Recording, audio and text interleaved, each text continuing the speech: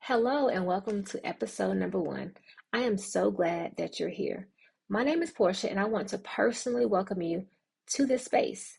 This is a safe place for women who are healing through grief, emotional pain, or even those that may be going through silent seasons where life has knocked the wind out of you completely. And I understand. I was used to this. So, this is my first episode of my series where we'll be able to walk through scripture together, reflect on healing, and explore how faith can anchor us, even in the darkest seasons of our life.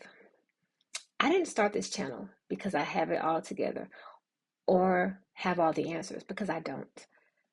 I started because I know what it feels like to lose everything that is familiar to you and have to keep living like you're okay when you're not. So let me tell you a little bit about my story. I lost my stepdad and my grandma a week apart in February of 2015. My stepdad was killed by a drunk driver, and my grandma, my mom's mom, died a week later due to illness. My brother died in February of 2016, a year later. He was killed by gun violence. My mom, in March of 2021, lost her battle to breast cancer. And my granny, my dad's mom, died May of 2022 on my wedding day.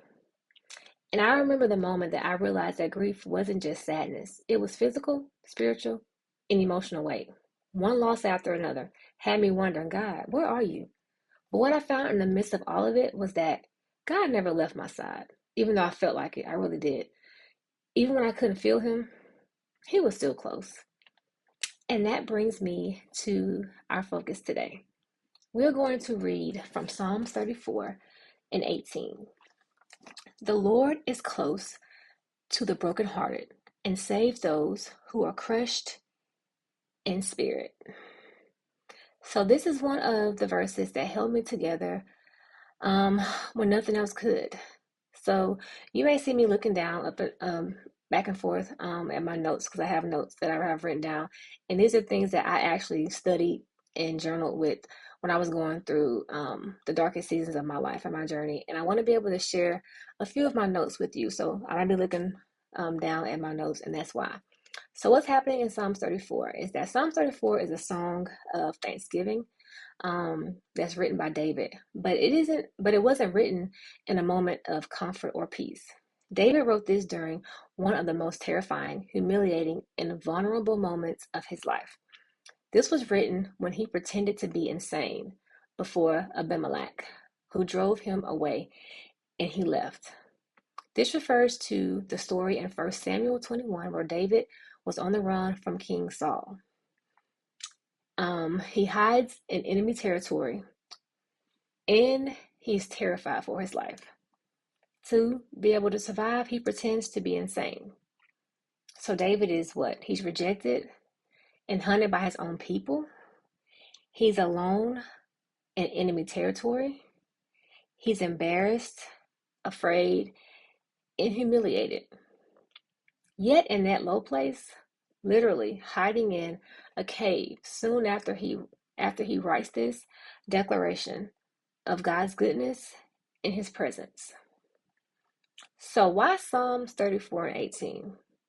This is powerful for the grieving heart because I want to break it down for you. We want to start with the Lord is close. So the Lord is close. This tells us something very important about God's character. He doesn't stand far away from us. Even whenever we're in pain, even when we're angry with Him, He doesn't stand far away. He doesn't wait for us to fix ourselves either. He comes closer in our brokenness. So in the original Hebrew, close implies intimate nearness, as in being right beside, not distant or hidden. So a lot of times I feel that grief can make us feel abandoned, because it made me feel abandoned, forgotten, and far away from God. But this verse reassured me that even if we don't feel Him, please know that He's there. The next part, to the brokenhearted. This is the emotional heart, the shattered, the grieving, the ones who've lost something or someone that's irreplaceable. The Hebrew word here for broken means literally shattered or smashed in pieces. This isn't a small sadness, it's soul level devastation. the kind of grief that comes from death, betrayal, loss of dreams, or trauma. This makes the verse incredibly relevant for those who are grieving just like you and me. The next part, and saves those who are crushed in spirit. To be crushed in spirit is to be emotionally exhausted, spiritually depleted, when you've got nothing left. God doesn't shame the crushed, He rescues us. He holds them up when they can't walk. He ministers to the soul whenever it has no words. This line directly affirms this. This is what it affirms.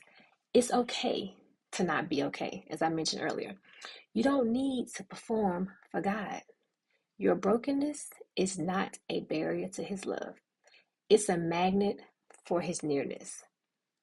Why this matters in grief.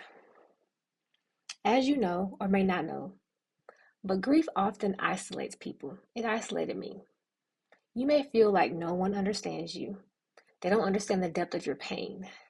You may feel like your faith is failing because you're angry. You're numb to everything. You're going through depression, anxiety. You might wonder if God is even punishing you or turning away from you. Like, why is all this happening? What did I do? And so Psalm 34 says the opposite. In the lowest moment, God moves closer, not further away. So whenever you don't have strength, He draws near. When your spirit is crushed, He steps in to hold you together. So I want to do a little reflection with you right now. Reflection number 1. Have you ever felt like your pain was too much, even for God? Because I remember feeling like this. I was like, God, this is too much now. This is too much. Especially once you took my mom, I was like, this is enough. Enough is enough. I'm not strong enough for this. I started questioning everything about my faith. But the scripture showed me that He's not afraid of our mess. In fact, He gets closer whenever we are hurting. Reflection number 2. Are you allowing yourself to grieve honestly, or are you just trying to survive it? I spent a lot of time trying to hold it all together, like everything was cool. I didn't want to fall apart in front of everyone, but I've learned that uh, being able to feel and heal starts whenever you stop pretending that you're okay. Stop trying to be that strong friend or that strong person, because that was me. Faith isn't pretending, y'all. It's trusting that God is near, even in the pain. Reflection number 3. What would change if you believe God is sitting with you right now? Right now, sitting next to you. Not judging, not fixing, just present, like a friend who holds space for your tears. That's the kind of God that we serve, y'all.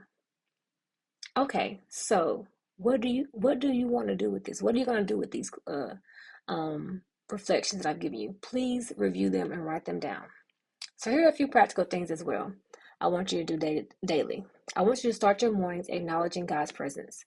Just say, God, I don't feel strong today, but I believe that you're here. Number 2, let yourself grieve in waves. Don't shame yourself for crying or feeling numb. Grief is not a straight line. Grieve, cry, scream, let it all out.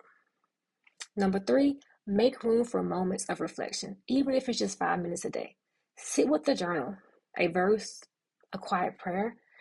Give God space to be able to comfort you, because that's all He wants to do.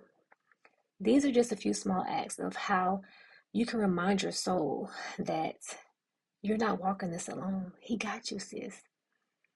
Now I want to invite you to go deeper with today's journal prompt. I have one last prompt that I want that you can be able to use also to write down with your notebook. Um, I want you to, let me see. Which one? Okay. What would I say to God today if I believed He was truly near to my broken heart? Don't overthink it. Like, don't filter it out. Write it all out what you would say, how you feel. Let Him know. Let it flow, sis. Even if all you can write is, I'm hurting. That's enough. Just be honest with Him. He wants your honesty. And so before I close, I want you to know this. Healing doesn't mean forgetting. It means learning to be able to carry your memories and your pain in a new way, with God next to you, with God walking with you and beside you. If you're ready to take the next step in your healing journey, I've created a few resources. I recently published my book, Carrying the Weight, where I share my full grief journey and give you a few spiritual tools as well as some scriptures that may be able to help you, that helped me while I was healing through my journey. Number two, my guided journal, my guided grief journal, Releasing the Weight. It's a guided journal that has prompts and also has weekly check-ins for you to be able to check in with yourself and to help you process your loss. And lastly, one-on-one grief coaching. If you want someone to walk with you, pray with you, and hold space as you heal, I can do that for you. You can find the links listed below in the description. I want to thank you so much for being here today. I know it takes courage to even click on the video, take the time to listen to me, and I appreciate that. So if no one has told you lately, you are not too broken, you are not forgotten, and you are not alone. God is close to the brokenhearted. I want you to remember that today. And that includes you. So if this video blessed you, please like this video, subscribe to this video, leave a comment below, or share it with someone who needs this message. And I'll see you next week. And until then, keep healing, sis. Keep believing, sis. Keep breathing.